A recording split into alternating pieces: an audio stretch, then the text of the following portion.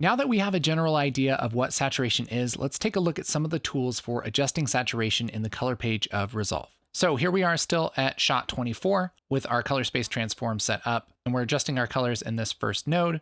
I'll right click and reset our node grade and switch back to our color wheels. There are a couple different ways to adjust saturation in the color page. One of them, probably the easiest one, would be the saturation slider here at the lower part of our primary wheels. I can grab this and drag it left or right to increase or decrease my saturation. As I bring it to the right, boosts it up, and as I drag it to the left, it takes it down. Again, any adjustment that I make here is going to be ran through our color space transform, and so something that's overexposed under our transform might look just fine without it. And what this saturation control does is it increases the strength of all of the colors throughout the image. And this is fine most of the time, but there'll be some times where you want something that is maybe a little less saturated to become more saturated, and you want to keep the more saturated stuff kind of where they are. Well, a good tool for that is the color boost, which is in the lower left-hand corner of our color wheels. And this works very similarly to the saturation control, but it's kind of boosting the less saturated stuff first. So I can boost this up a lot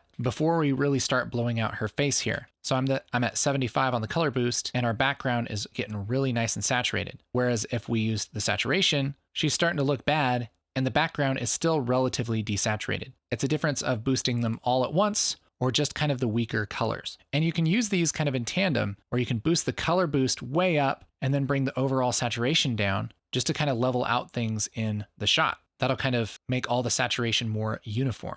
We can get a really good idea of how this is happening if we switch over to our vector scope, which again is our hue for the direction and the saturation for kind of how far away things are from the middle. Let's make this big for the seats in the back, and I'll reset everything here. If we grab our saturation and we boost that up, we can generally see the entire cloud is moving up and down. It is getting limited here a little bit, and that's because of our color space transform.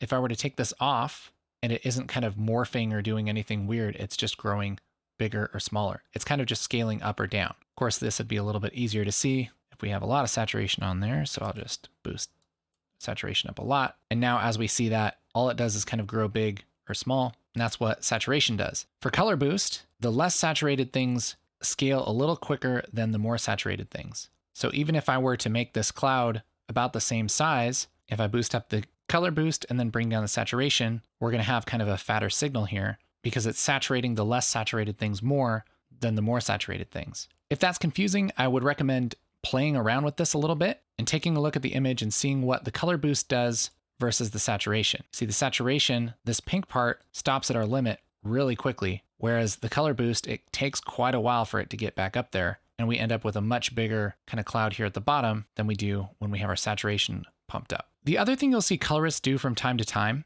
is go into this other palette back here, this RGB mixer. Without getting into all the details here, this really kind of allows you to mix the color channels and use information, say, from the green channel in the red channel and vice versa. You probably don't have to worry about this much unless you're doing some advanced kind of tricky color things. But what people will often do instead of grabbing that saturation slider is grab these sliders here for red output, green output, and blue output, and boost each slider respectively. And I think the idea here is that it gives you a cleaner image. But in my experience, this is the exact same thing as using the saturation slider. In fact, if I were to right click and say grab still, that's going to take a screenshot of this and throw it into my gallery so that I can look at it later. I'm going to go ahead and right click on this node and reset the node grade. And in this node, we'll just take this and punch our saturation all the way up. And if I right click on this still and say play still, that's going to give us a still frame that we can wipe back and forth with on whatever shot we want, right? And so if we go to the shot that we're working on, guess what? We move it back and forth. It's the exact same thing. There is no difference. On the panel, we have two knobs that are dedicated to saturation, both the saturation knob, which is the same thing as adjusting saturation in the primary color wheels, and you can tap to reset, or the color boost, which is the color boost in the primary color wheels. What's cool about using a surface is you can do something like lower the saturation and boost the color boost at the same time to really kind of dial in where you want your saturation without having to go back and forth. But those are the major saturation controls in the color page of Resolve 17.